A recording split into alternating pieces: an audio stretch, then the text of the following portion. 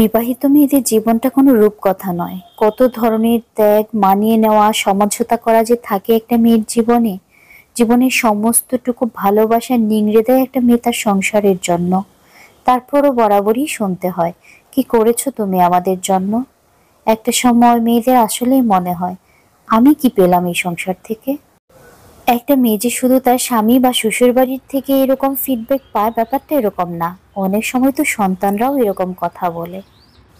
আর একজন মা কিন্তু স্বামী বা শ্বশুরবাড়ির লোকদের থেকে এইসব কথা শুনে যতটা না কষ্ট পায়, তার চেয়ে হাজার গুণ কোটি গুণ বেশি যন্ত্রণা আর কষ্টে পড়ে যায় যখন নিজের সন্তানের মুখ থেকে এমন কথা শোনে। ছোটই জীবনের অভিজ্ঞতায় এমন অনেক পরিবার দেখেছি, এমন ক্রাইসিসের মধ্যে দিয়ে গিয়েছে। তারপরে সব থেকে বেশি, সব থেকে বড় স্যাক্রিফাইসটা কিন্তু একজন মেয়ের বা একজন মারই করতে হয়। এমন ঘটনাগুলো যখন আশপাশে দেখি, তখন কিন্তু আমি অবশ্যই আল্লাহর কাছে শুকরিয়া আদায় করি যে আল্লাহ, আপনি আমাকে অনেক ভালো রেখেছেন। আর সঙ্গে সঙ্গে এই দোয়াও করি যে সন্তানেরা যখন বড় হবে, এমন কষ্টগুলো যেন আমি ওদের কাছ থেকে না পাই। আমরা আমাদের জীবনের কোনো কিছুই কিন্তু বদলাতে পারি না, কিন্তু আল্লাহর কাছে সাহায্য তো চাইতে পারি, আর সন্তানদের জন্য দোয়াও করতে পারি। কাউকে না বলা আমার ভিতরের ভাবনাগুলো আজকে আপনাদেরকে বললাম। আর আজ আমি চলে এসেছি ঢাকায়, ময়মনসিংহ থেকে। আপনারা তো জানেন, যারা রেগুলার আমার ভিডিও দেখেন, যে আমি ময়মনসিংহে থাকি। তো ময়মনসিংহ থেকে আমরা ঢাকায় চলে এসেছি বসুন্ধরা সিটিতে। আমি আজকে একটা আইফোন কিনবো। আমি কিনবো না, আমার হাজবেন্ড আর কি আমাকে গিফট করবে, তো সে নিয়ে এসেছে আমাদেরকে। এছাড়াও আমাদের টুকটাক আরো কিছু কাজ আছে। তো আমরা প্রথমেই কিন্তু চলে এসেছি বসুন্ধরা সিটিতে। গ্যাজেটের কথা যদি বলি, লেটেস্ট ফোন বা অন্য কোনো গ্যাজেট, ওগুলো আমাকে কিনতেই হবে, এই ধরনের কোনো আকর্ষণ আসলে আমার মধ্যে নেই। তবে আমার বাচ্চারা ইদানিং দেখছি যে ওরা খুব এক্সাইটেড হয়, যে কোনো কিছু যদি একটা নিউ লঞ্চ হয়, ওরা বারবার বলতে থাকে যে আম্মু তোমাকে এটা কিনে দিব, আম্মু তোমাকে এটা কিনে দিব। তো আমার যেহেতু বার্থডে গেল কিছুদিন আগে, ওর বাবা ওইখান থেকেই কথাটা পিক করে আর আমাকে বলে যে তোমাকে আইফোন কিনে দিব। আমি অবশ্য প্রথমে বলেছি যে না, আমি আইফোন কিনতে চাই না, আমার যে ফোনটা আছে ওইটা দিয়েই বেশ ভালো ছবি ওঠে বা ভিডিও করা যায়। তো সে বারবার বলছিল যে না, তোমাকে আইফোন কিনে দিতে চাই। তো আমি আবার মজা করে বলছিলাম যে না, এখন কিনবো না, আইফোন 17টা বের হোক, তখন ওইটা কিনবো। ওইটা কিছুদিনের মধ্যে বের হয়ে যাবে, ওইটার তখন লেটেস্ট থাকবে। আমি আর 16 কিনবো না। তবে দুই ছেলের এত এত আবদার আমি রাখতে পারিনি। আমার থেকে তাদের বেশি এক্সাইটমেন্ট যে তারা আইফোন কিনবেই। তারপর আমরা চলে এসেছি একটা শপে আইফোন নেওয়ার জন্য। এই শপে আসার আগেও আমরা আরো বেশ কিছু শপ দেখে তারপর এখানে এসেছি। আর এখানে এসে ডিসাইড করি যে এখান থেকেই কিনবো। এই যে আমাদের সেই কাঙ্ক্ষিত আইফোনটা কিন্তু সামনে চলে এসেছে। মজার ব্যাপার হলো যে শপের সেলসম্যানরা যখন বলছিল যে ম্যাম আপনি কোন কালারটা নিতে চান আইফোনের, তো আমি কিন্তু তখন বলতে পারিনি। তবে আমার দুই ছেলে আইফোন কিনবো বলে এত এত ভিডিও দেখে এসেছে যে ওরা বলছিল যে আম্মু আম্মু ডেজার্ট টাইটেনিয়াম কালারটা নাও।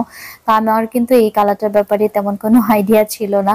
তারপর ওরা যেহেতু দেখেছে, আমি ওদের কথার উপর ভরসা করেই কিন্তু এই কালারটাই নিয়েছি। আর এই যে আমার ফোন কিন্তু অলরেডি আনবক্সিং হয়ে গিয়েছে।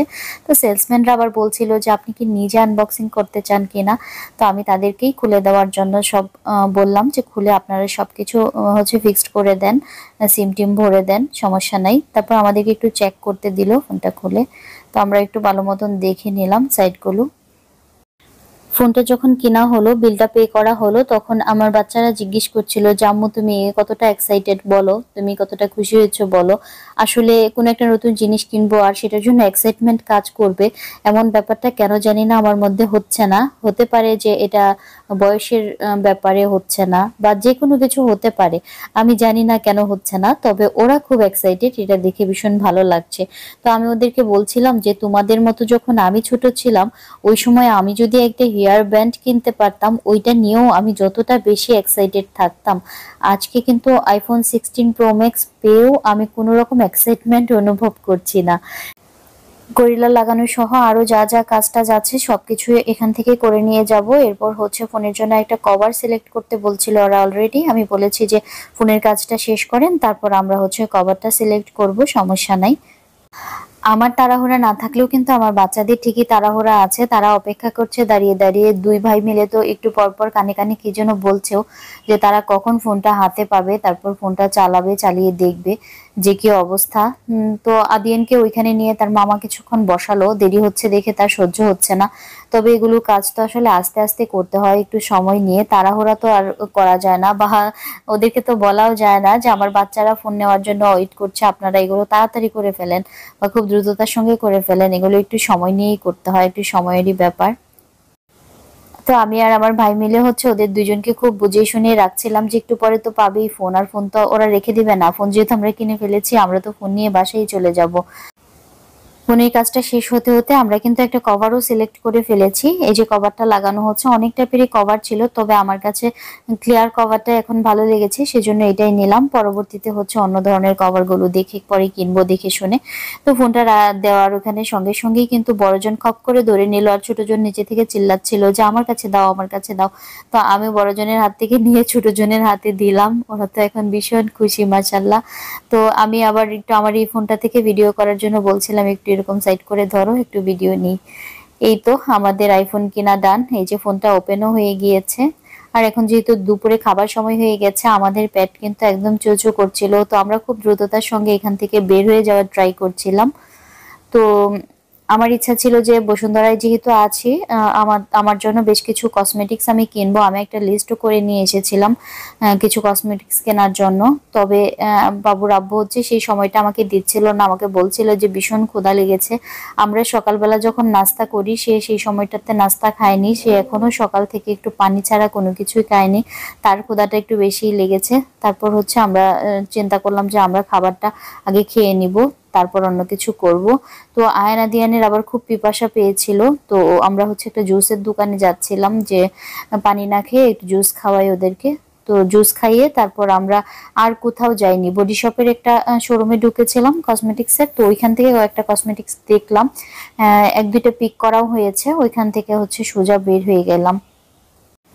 এরকম মনে হয় আর কখনো হয়নি যে বসুন্ধরায় এসে এত অল্প সময়ের মধ্যে বের হয়ে যাচ্ছি, অন্য কোথাও যাচ্ছি না বা অন্যরকম আর কোনো কিছু কেনাকাটা করছি না। আমি তো বসুন্ধরায় আসলে বেশ কয়েক ঘন্টা ধরে শুধু ঘুরতেই থাকি আর নানান দোকান থেকে এটা সেটা কিনতেই থাকি। আজকে মনে হয় সব থেকে কম শপিং করা হলো, কারণ এটার দাম সব শপিং এর থেকে অনেক বেশি, এজন্যই আর কিছু কিনবো না, এটা আমিও মেনে নিলাম। তারপর আমরা বের হয়ে এসে দাঁড়িয়ে আছি গাড়ির জন্য। তো গাড়িটা গ্যারেজে ছিল, চলে আসলে আমরা তারপর খেতে চলে আসলাম সুলতান ডাইনে। আর আমাদের এক একজনের এত ক্ষুধা লেগেছিল, ঢাকার রাস্তা তো জানেনি। আমরা ওইখান থেকে 3টার সময় রওনা করলাম, 3টাও না, 3:45 হবে।